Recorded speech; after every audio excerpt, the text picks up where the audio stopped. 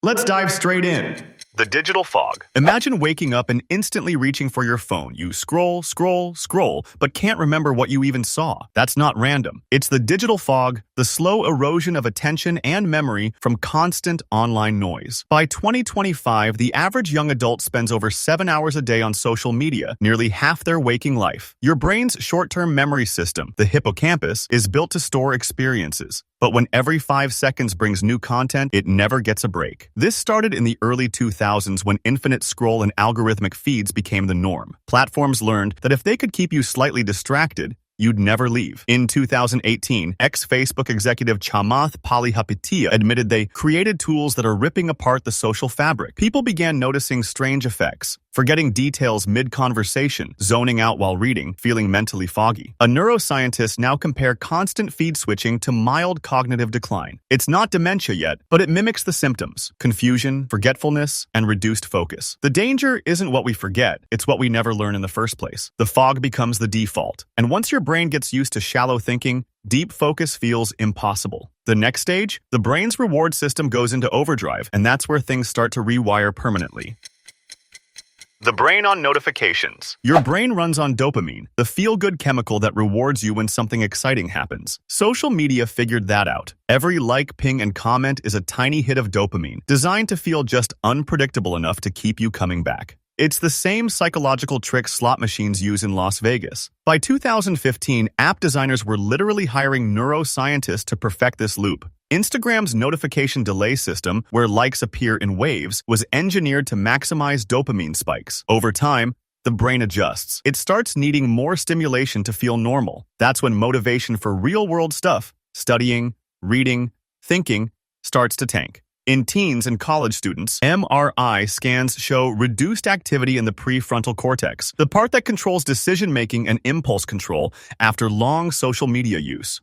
A 2023 Stanford study linked this to increased anxiety and slower cognitive recovery after multitasking. One chilling case, a 19-year-old student in Seoul admitted to checking her phone over 1,500 times a day. When she tried a week-long detox, she described phantom vibrations, her brain expecting notifications that never came. When dopamine runs the show, the brain becomes addicted to chaos. And when chaos becomes comfort, memory and focus pay the price. Next, we'll see how this constant rush doesn't just make us distracted, it actually rewires how we remember things.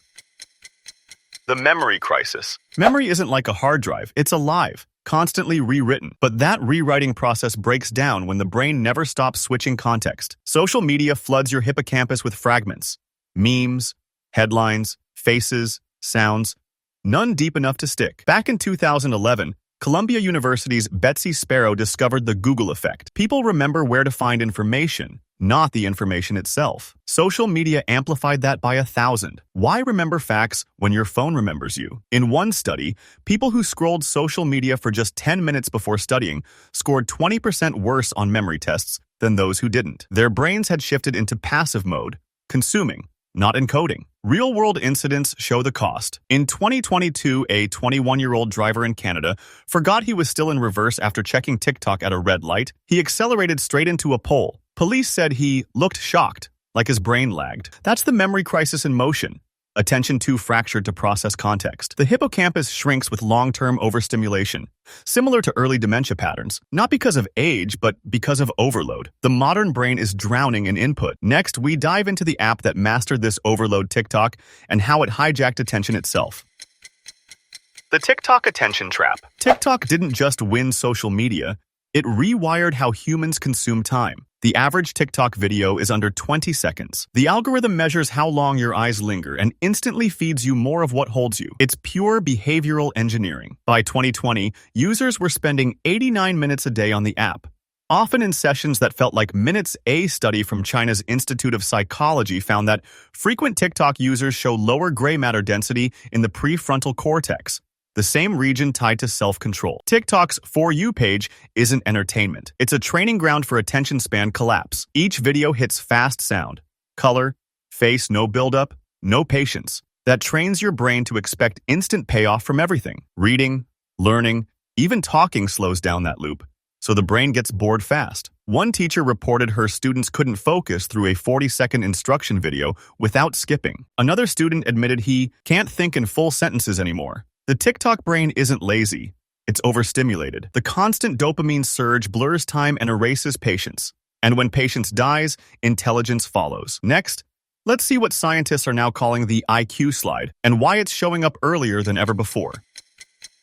The IQ slide.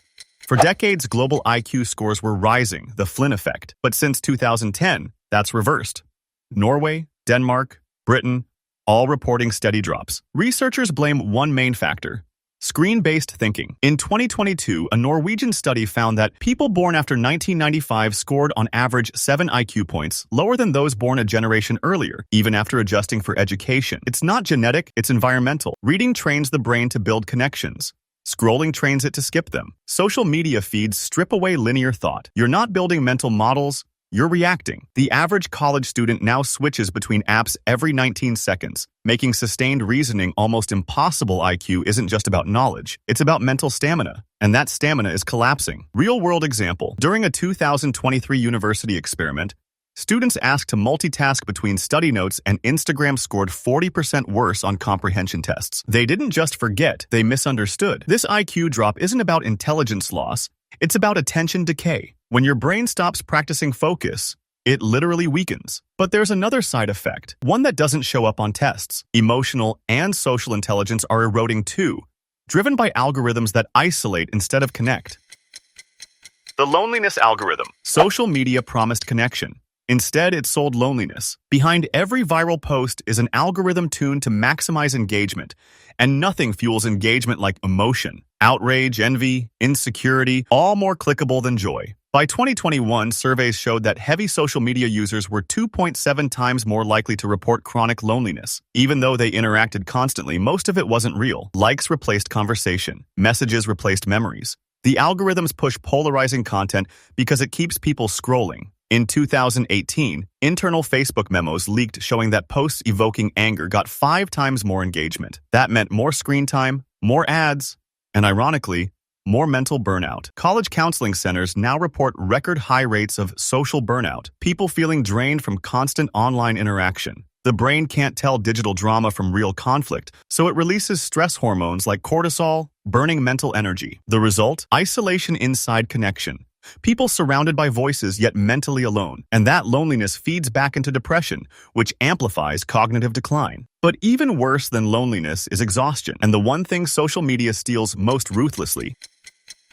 The Generation Sleep-Deprived. Sleep is when the brain cleans house literally. During deep sleep, cerebrospinal fluid washes through the brain, clearing toxins like beta amyloid, the same buildup found in dementia. But the average young adult now sleeps almost 2 hours less than in 2000. Why? Blue light and late-night scrolling. Social media apps are engineered to keep you awake. Infinite scroll, autoplay videos, and last seen indicators create invisible pressure to stay connected. A 2022 Sleep Foundation report found that 70% of young adults check their phones within 5 minutes of waking up and 80% within 5 minutes before sleeping. That constant light delays melatonin release, tricking your body into thinking it's still daytime. Sleep cycles get disrupted, memory consolidation breaks down, and emotional control weakens. Real case. A 20-year-old in the UK admitted to staying up nightly watching TikTok until 4 a.m. Within months, she developed severe forgetfulness and migraines.